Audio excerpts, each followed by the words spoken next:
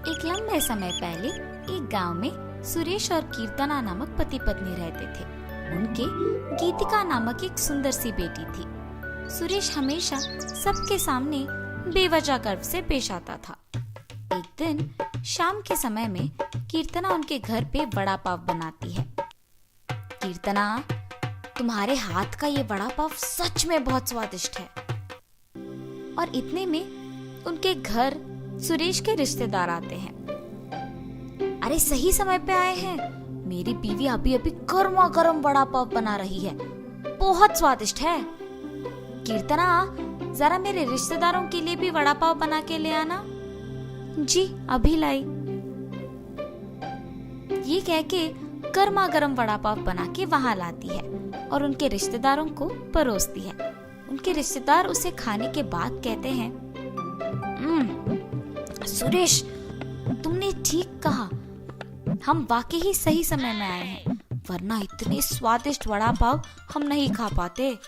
मेरी बीवी जब भी वड़ा पाव बनाती है ऐसे ही एकदम स्वादिष्ट वाले ही बनाती है, इसीलिए जितने भी बार बनाती है मैं उन्हें उतने ही प्यार से खाता हूँ। हाँ, बात तो सही है, इतने स्वादिष्ट वड़ा पाव तो कोई आसानी से नहीं बना सकता। अगर तुम्हारी बीवी ने दुकान लगाया तो लोग खरीद के खाएंगे इन्हें। हाँ नरेश, अगर मैं इतना स्वादिष्ट वड़ा पाव बनाती तो पक्का दुकान लगा देती। अगर मैं अपनी बीवी के साथ एक वड़ा पाव का दुकान शुरू करूंगा तो सभी वही आके खाएंगे और उन्हीं स्वादिष्ट वड़ा पाव के बारे में सारा गांव बात करेगा। ये एक अच्छा सोच है। ऐसे ही उसके रिश्तेदारों के जाने के बाद भी उसी विचार के बारे में सोचते रहता है।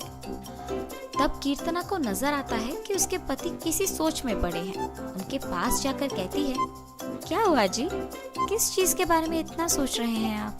कीर्तना, तुमने तो सुना है ना कि मेरे रिश्तेदारों ने क्या कहा, हम हमारे घर के सामने ही एक वड़ा पाव का दुकान लगाएंगे।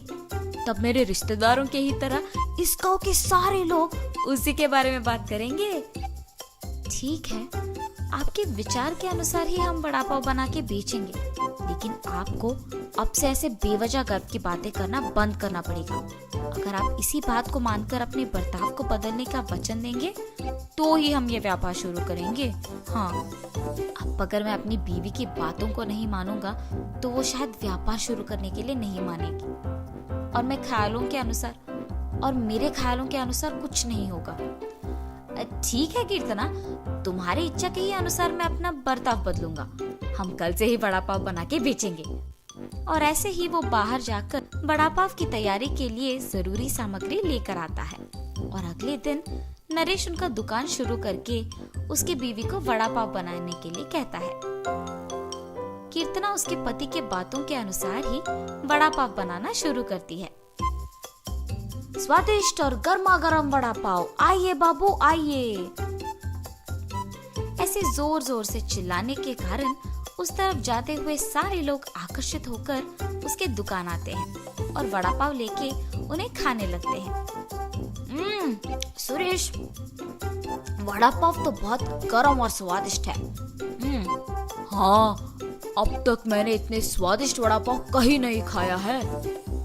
हाँ, मेरी पत्नी बहुत अच्छा वड़ा पाव बनाती है, उसकी तरह तो और कोई नहीं बना सकता है। ऐसे उनको वड़ा पाव देकर उनसे पैसे लेता है। उस रात को जब बैठ के वो आए हुए पैसों की गिनती करने लगते हैं तो कीर्तना कहती है, अरे वाह, पहले ही दिन हमें लाभ आया है जी। निवेश के पैसों से ज्यादा पैसे तो हमने कमाया है। क्या सच में? अगर हमने ऐसे ही इसे बरकरार रखा ना तो जल्द ही हमारा बहुत बड़ा व्यापार बन जाएगा कीर्तना। हाँ, आप सही कह रहे हैं। पहले ही दिन उतने पैसे देख पति पत्नी दोनों खुश होते हैं। ऐसे ही वो हर रोज उनके सोच के मुताबिक वड़ा पाव बना के उसे बेचते हैं और कुछ ही दिनों में उनका व्यापार अच्छा चलने लगता है। मेरे सोच के मुताबिक ही हमारा व्यापार अच्छा चल रहा है, किसी और के दुकान में तो इतने लोग ही नहीं आते हैं। कुछ दिन पहले शुरू करने के बावजूद हमारा व्यापार बाकियों से बहुत बेहतर चल रहा है। और हमेशा की तरह सुरेश वापस बेवजह के गर्व में डूब जाता है और बाकियों को भी वही बातें सुनाते रहता है। उस दिन दुकान को आए एक आदमी को वड़ा पाव लाकर देता है। मैं यहाँ जब भी वड़ा पाव खाता हूँ बहुत स्वादिष्ट होता है, एक भी बार इसका स्वाद नहीं बदला। हाँ, आपने सही कहा, मेरी बीवी बहुत अच्छा वड़ा पाव बनाती है। नया व्यापार होने के बावजूद बाकियों से हमारा बहुत अच्छा चल रहा है। हाँ। ऐसे ही वहाँ मौजूद सभी से बात करता है और ऐसे ही बात करते हुए वो उन लोगों से पैसे लेना भूल जाता है। उसके पैसे ना लेने के कारण सभी वहाँ आके उसकी गर्व की बातें सुनकर पैसे दिए बिना चले जाते थे।